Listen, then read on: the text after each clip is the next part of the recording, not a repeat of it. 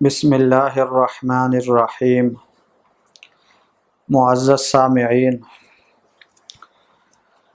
جو شخص یہ چاہے کہ قرآن اس کو یاد ہو تو حفظ قرآن کے لیے ایک مجرب اور مفید عمل ہے، وہ یہ کہ سورہ مدثر پڑھ کے اس کو دم کیا جائے یا پانی پر دم کر کے اس کو پلایا جائے اور دعا کی جائے اس کے لیے، یا خود پڑھ کے دعا کرے تو اس کی برکت سے اللہ جل جلالہ قرآن پاک اس کو یاد فرما دیں گے۔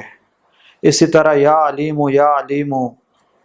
یومیہ 300 بار پڑھے تو قرآن پاک اس کے لیے آسان ہو جائے گا۔